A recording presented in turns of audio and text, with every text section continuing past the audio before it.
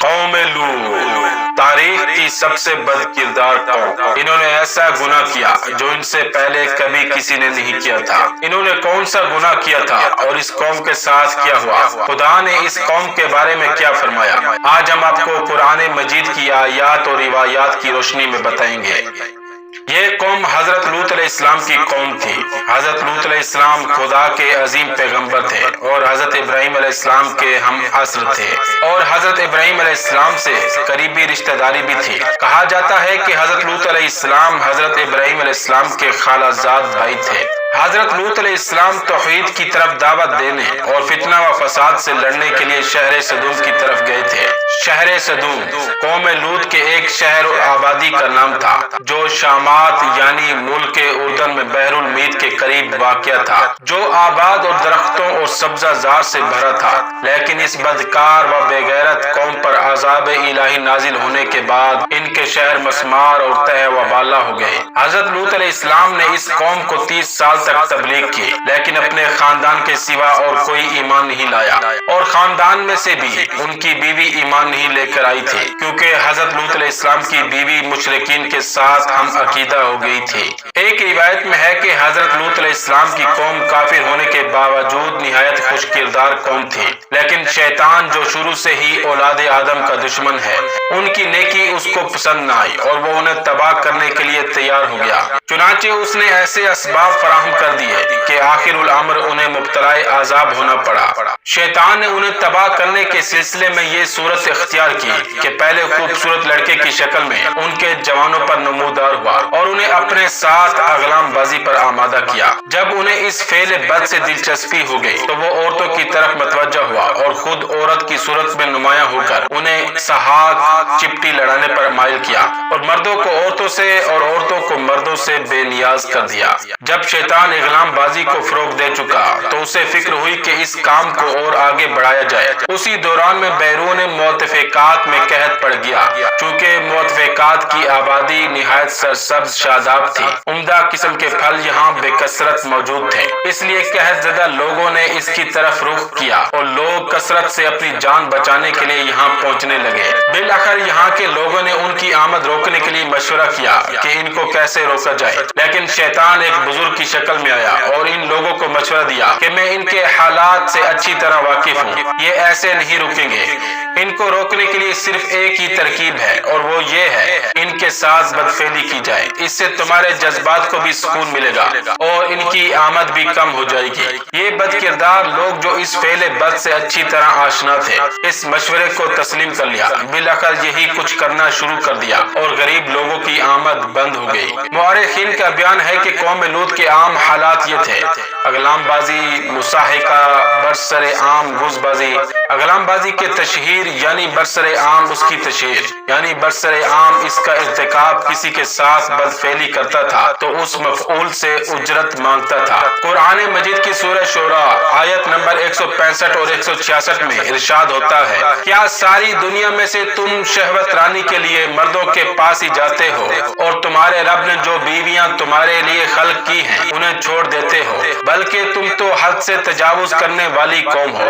سب سے پہلے قوم لوط نے ہی اس بدفعلی کا رواج ڈالا ہے۔ قرآن مجید کی سورہ اعراف آیت نمبر 80 میں ارشاد ہوتا ہے: تم سے پہلے دنیا میں کسی نے اس کا ارتکاب نہیں کیا۔ کتاب سفینۃ البحار میں ہے: یہ لوگ غسل جنابت بھی نہیں کرتے تھے اور حد درجہ بخیل تھے۔ اس قوم کے اعمال اتنے گندے تھے کہ آسمان اور زمین کو رو دینا پڑا۔ ان لوگوں کی بد کرداری کا یہ عالم تھا کہ کوئی مسافر اس طرف سے نہ گزر سکتا تھا اور کوئی مہمان ان کے علاقے میں نہیں جا سکتا تھا۔ حضرت لوط علیہ السلام برابر اس قوم کو تبلیغ کرتے رہے، لیکن کوئی فائدہ نہ ہوا۔ بالآخر حضرت لوط علیہ السلام بالکل عاجز آ گئے اور اپنی قوم کا بار بار یہ جواب سن چکے، جس کو قرآن مجید کی سورہ عنکبوت آیت نمبر 29 میں اس طرح بیان کیا گیا ہے: اے لوط، اگر تم سچے ہو تو ہم پر اپنے خدا کا عذاب نازل کرا دو، ہم جو کر رہے ہیں وہی کرتے جائیں گے۔ تو حضرت لوط علیہ السلام نے اپنے پروردگار سے عرض کی: خدایا ان پر عذاب نازل فرما اور مجھے اور میرے اہل کو اس کے تعصب سے محفوظ رکھ۔ حضرت لوط علیہ السلام کی دعا قبول ہوئی اور خداوند عالم نے فرشتے حضرت جبرائیل علیہ السلام کی زیر قیادت زمین موتفقات پر بھیج دیے۔ یہ فرشتے نہایت حسین و جمیل شکل و صورت میں تھے یہ فرشتے حضرت لوط علیہ السلام کے پاس پہنچے۔ حضرت لوط علیہ السلام انہیں دیکھ کر بہت خوش ہوئے کہ یہ مہمان ہیں، اور حضرت لوط علیہ السلام بے انتہا مہمان نواز تھے، لیکن ساتھ ہی ساتھ اپنی قوم کی بد کرداری کی وجہ سے سخت گھبرا گئے اور گھر لے جا کر دروازہ بند کر دیا اور اپنی بیوی سے کہا کہ ان کے کھانے وغیرہ کا بندوبست کرو اور ان کے آنے کی اطلاع کسی کو بھی نہ دی جائے۔ لیکن اس کی بیوی جو خود بھی بد کردار تھی اور کافرہ تھی، اس نے اپنے خفیہ اشارے سے لوگوں کو مہمانوں کے آنے کی خبر دی۔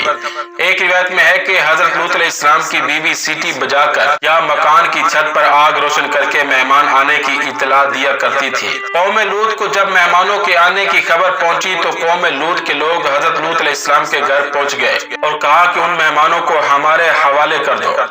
حضرت لوط علیہ السلام نے فرمایا یہ کسی صورت میں بھی ممکن نہیں ہے، مہمانوں کی عزت کے تحفظ کے لیے اپنی لڑکیاں قربان کر سکتا ہوں، مگر یہ نہیں کر سکتا کہ مہمانوں کو تمہارے حوالے کر دوں۔ قرآن مجید کی سورہ الحجر آیت نمبر 71 میں ان لوگوں کے جواب میں حضرت لوط علیہ السلام نے اس طرح فرمایا ہے، یہ میری بیٹیاں ہیں اگر تم کچھ کرنا ہی چاہتے ہو۔ یہ سن کر قوم لوط کے لوگ زبردستی کرنے لگے۔ حضرت لوط علیہ السلام نے مزاحمت کی یہاں تک کہ آپ کا سر شگافتہ ہو گیا۔ اس وقت آپ نے اپنی بے بسی پر فریاد کیا۔ یہ ماجرا دیکھ کر حضرت جبرائیل علیہ السلام بولے، گھبراؤ نہیں، ہم تمہارے بلائے ہوئے فرشتے ہیں اور نزول عذاب کے لیے آئے ہیں۔ یہ سن کر حضرت لوط علیہ السلام مسکرائے اور مطمئن ہو گئے کہ قوم لوط کے لوگوں نے فرشتوں کی طرف جو ہی ہاتھ بڑھانے کا ارادہ کیا اندھے ہو گئے۔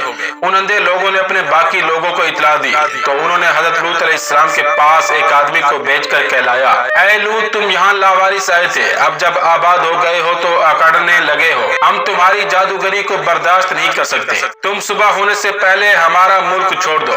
حضرت لوط علیہ السلام پر ان کے اس کہنے کا کیا اثر پڑ سکتا تھا جبکہ ان کے پاس فرشتے موجود تھے، لیکن مقصود باری بھی یہی تھا کہ لوط علیہ السلام اس علاقے سے باہر چلے جائیں تاکہ عذاب نازل کیا جا سکے۔ چنانچہ جبرائیل علیہ السلام نے حضرت لوط علیہ السلام سے فرمایا کہ آپ اپنے بال بچوں کو لے کر یہاں سے چلے جائیں۔ حضرت جبرائیل علیہ السلام کے کہنے کے مطابق آپ باہر جانے ہی والے تھے کہ لوگوں نے آپ کو گھیر لیا، اور اس کی وجہ یہ تھی کہ ان کے ایک عالم نے کہہ دیا تھا کہ عذاب کے آثار پیدا ہو گئے ہیں، دیکھو لوط کو باہر نہ جانے دینا ورنہ عذاب میں مبتلا ہو جاؤ گے۔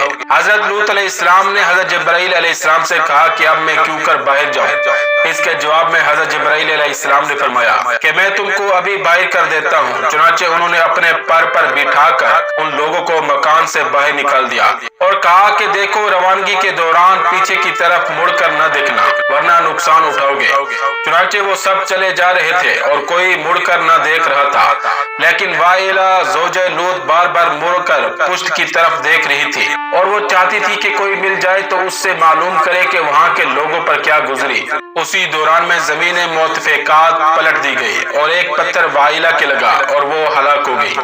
قرآن مجید کی سورہ العنکبوت آیت نمبر 32 میں حضرت لوط علیہ السلام کی بیوی کے بارے میں اس طرح ارشاد ہوا ہے، ہم انہیں اور ان کے اہل کو ضرور بچائیں گے سوائے ان کی بیوی کے جو پیچھے رہنے والوں میں ہوگی۔ حضرت لوط علیہ السلام کو جبرائیل علیہ السلام نے ایک بڑے اور طویل الذکر پہاڑ پر جانے کا مشورہ دیا تھا، لیکن انہوں نے بعد مسافت کا حوالہ دیتے ہوئے خواہش ظاہر کی تھی موتفقات کے 5ویں شہر سور کو امن کی جگہ بنا دیا جائے تاکہ میں وہیں قیام کروں، کیونکہ وہ لوگ مومن ہیں، اور انہوں نے کوئی مخالفت نہیں کی۔ حضرت جبرائیل علیہ السلام نے اسے منظور کر لیا تھا اور حضرت لوط علیہ السلام وہیں ٹھہر گئے تھے۔ الغرض بے مقام صدوم سے حضرت لوط علیہ السلام کے چلے جانے کے بعد صبح ہونے سے پہلے حضرت جبرائیل علیہ السلام نے اپنے پروں سے موتفقات کے 4 شہروں کو، جن پر 4 لاکھ افراد کی آبادی تھی، زمین کے 7 طبق سمیت کاٹ کر پروں پر اتنا بلند کیا کہ آسمان دنیا کے قریب تک پہنچا دیا، پھر انہیں اس طرح پلٹ دیا کہ سب کچھ نیست و نابود ہو گیا۔ وہ لوگ جو اس وقت زمینوں پر تھے ہلاک ہو گئے، اور جو ان زمینوں سے باہر سفر میں تھے ان پر علیحدہ علیحدہ پتھر گرا اور سب ہلاک ہو گئے۔ کتاب عجائب القصص میں ہے کہ قوم لوط کے تمام افراد کے لیے پتھر نام نامزد کر دیے گئے تھے۔ جو پتھر جس کے عذاب کے لیے معین کیا گیا تھا وہ پتھر اسی پر گرا ہے اور وہ ہلاک ہوا ہے۔ قرآن مجید کی سورہ الحجر آیت نمبر 72 میں ارشاد ہے، پھر ہم نے اس بستی کو تہ و بالا کر کے رکھ دیا اور ہم نے ان پر کنکریلے پتھر برسائے۔ قوم لوط کی تباہ شدہ بستی آباد گزرگاہ میں آج بھی موجود ہے۔ مکہ سے شام جاتے ہوئے راستے میں یہ تباہ شدہ علاقہ آج بھی قابل دید ہے۔ بعض جغرافیہ دانوں کے مطابق یہاں اس درجہ ویرانی پائی جاتی ہے جس کی نظیر روئے زمین پر کہیں اور نہیں دیکھی گئی۔ مؤرخین کا بیان ہے کہ قوم لوط کا ایک شخص نزول عذاب کے وقت خانہ کعبہ میں تھا۔ وہاں سے ایک پتھر جو اس شخص کے عذاب کے لیے معین کیا گیا تھا خانہ کعبہ میں پہنچا تو فرشتوں نے اسے یہ کہہ کر واپس کر دیا کہ یہ شخص فی الحال مقام امن میں ہے، اس پر عذاب نہیں کیا جا سکتا۔ چنانچہ وہ پتھر 40 دن تک ہوا میں معلق رہا۔ جب وہ کعبہ سے باہر نکلا تو پتھر کا شکار ہو کر ہلاک ہو گیا۔ دنیا میں ہر لوطی کو پتھر کے عذاب کا مزہ چکھنا ہوگا، وہ چاہے کسی کو معلوم